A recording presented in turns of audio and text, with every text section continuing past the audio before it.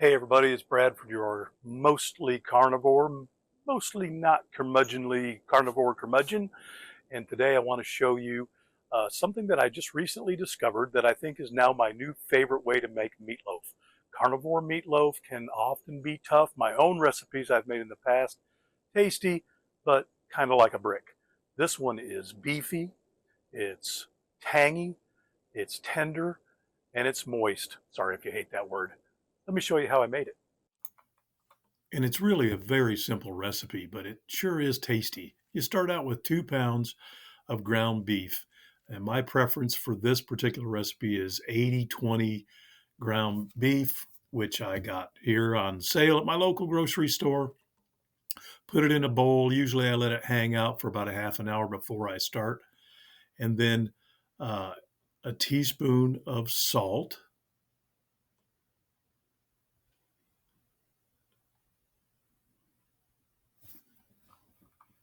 2 teaspoons of granulated garlic. Obviously, this is optional.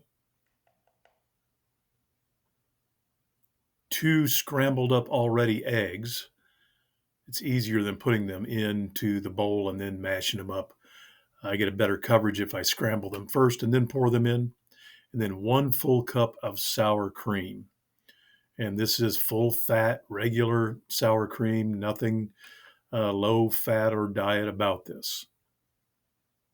The sour cream is going to lend to the moisture of this meatloaf overall and keep it from becoming kind of like a hard brick, which a lot of our carnivore meatloafs tend to be. Quarter cup of panko, pork panko, also optional, of course. And then just to kind of take it up a tiny notch, I put in 2 teaspoons of Where's Your Sister sauce.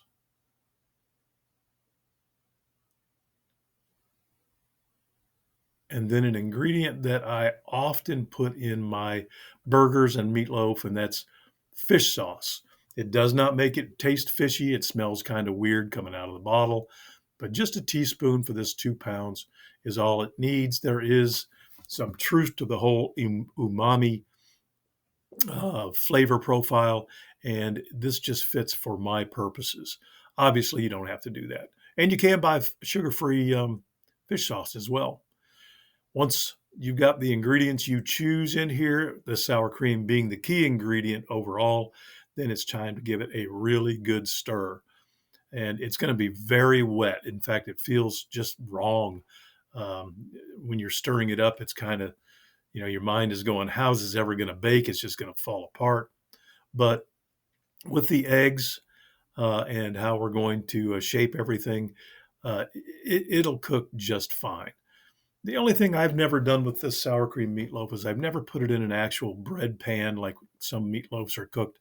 I don't know how that would work with there being so much moisture in this entire thing, but give it a really good mix. Make sure it's all incorporated and the proteins start to come together and it starts to get sticky and tacky, almost like a sausage. And then it's ready to put into the oven. And for my purposes, this is what that's going to look like. It's going to go onto a very well-worn baking/cookie sheet with some parchment paper on top. And I know, parchment paper is now the new evil. Used to be aluminum foil was the epitome of evil, but now parchment paper is catching up. This is how I do it. It's the best I've got, so that's what I'm going with.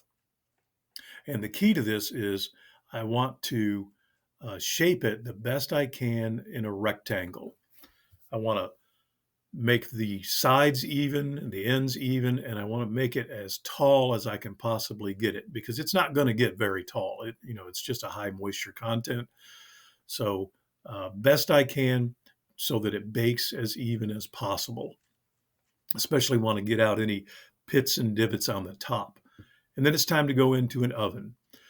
350 degrees is the standard. My oven runs cold, so when I do 350, I have to actually do 370 just to try to mimic 350. It's a terrible oven, but I'm going to start at 35 minutes. Ended up taking about 55 minutes, but I didn't want to overcook it, so I just checked it throughout after the first 35 minutes. Take it out of the oven, and then I'm going to take just something and scrape away all this goo. There's nothing wrong with the goo. If you like the goo, eat the goo.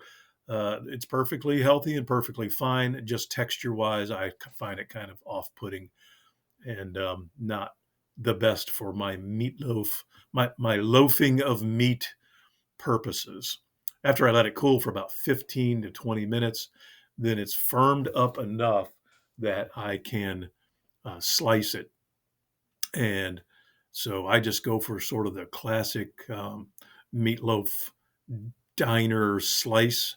I'm going to cut it in half here just so you can get a look at it.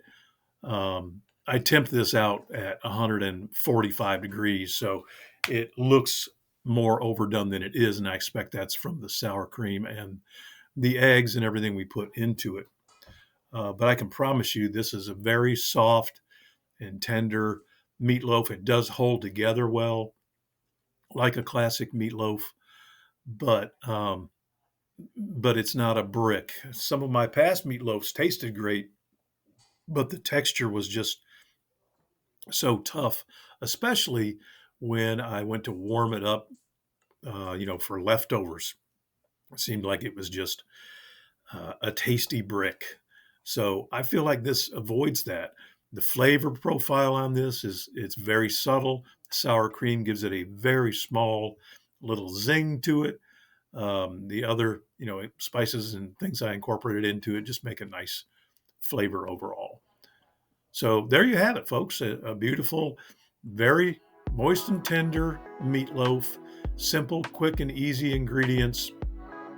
And I don't think you'll be disappointed if you give it a try yourself. Drop me a comment and let me know. How did it taste? How did it go? Did you enjoy it? Would you do it again? And would you recommend it to others? Hey, thanks for watching, and I hope to see you next time.